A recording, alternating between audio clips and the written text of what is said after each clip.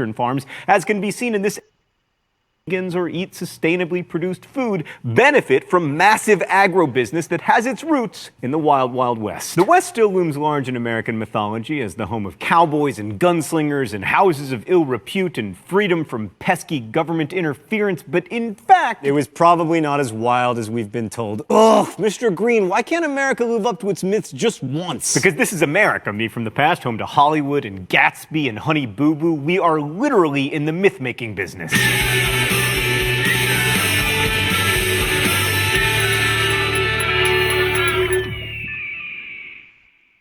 So before the Hollywood Western, the myth of the frontier probably found its best expression in Frederick Jackson Turner's 1893 lecture, The Significance of the Frontier in American History. Turner argued that the West was responsible for key characteristics of American culture, beliefs in individualism, political democracy, and economic mobility. Like, for 18th and 19th century Americans, the Western frontier represented the opportunity to start over and possibly to strike it rich by dint of one's own individual effort, even back when the West was like Ohio. In this mythology, the West was a magnet for restless young men who lit out for the uncorrupted, unoccupied, untamed territories to seek their fortune.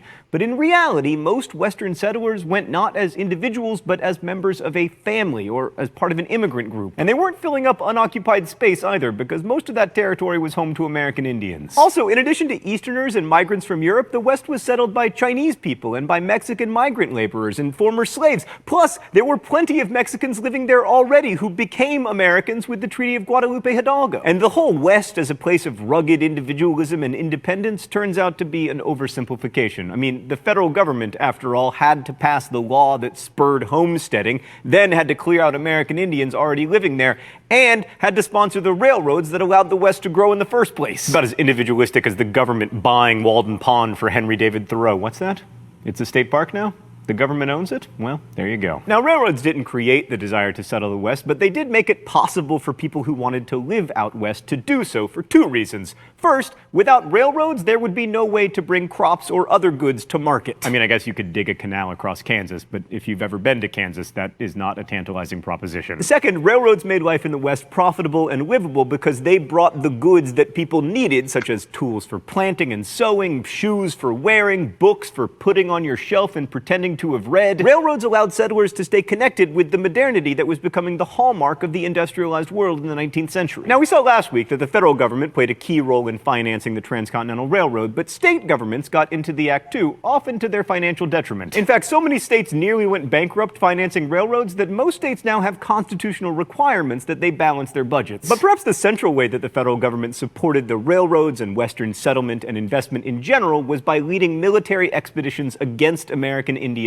rounding them up on ever smaller reservations and destroying their culture. Let's go to the thought bubble. There was an economic as well as a racial imperative to move the Native Americans off their land. White people wanted it. Initially, it was needed to set down railroad tracks and then for farming, but eventually it was also exploited for minerals like gold and iron and other stuff that makes industry work. I mean, would you really want a territory called the Badlands unless it had valuable minerals? Early Western settlement of the Oregon Trail kind did not result in huge conflicts with Native Americans, but by the 1850s, a steady stream of settlers kicked off increasingly bloody conflicts that lasted pretty much until 1890. Even though the fighting started before the Civil War, the end of the war between the states meant a new, more violent phase in the warring between American Indians and whites. General Philip H. Little Phil Sheridan set out to destroy the Indians' way of life, burning villages and killing their horses, and especially the buffalo that was the basis of the Plains tribe's existence. There were about 30 million buffalo in the U.S. in 1800. By 1886, the Smithsonian Institute had difficulty finding 25 good specimens. In addition to violent resistance, some Indians turned to a spiritual movement to try to preserve their traditional way of life. Around 1890, the ghost dance movement arose in and around South Dakota. Ghost dancers believed that if they gathered together to dance and engage in religious rituals, eventually the white man would disappear and the buffalo would return, and with them the Indians' traditional customs.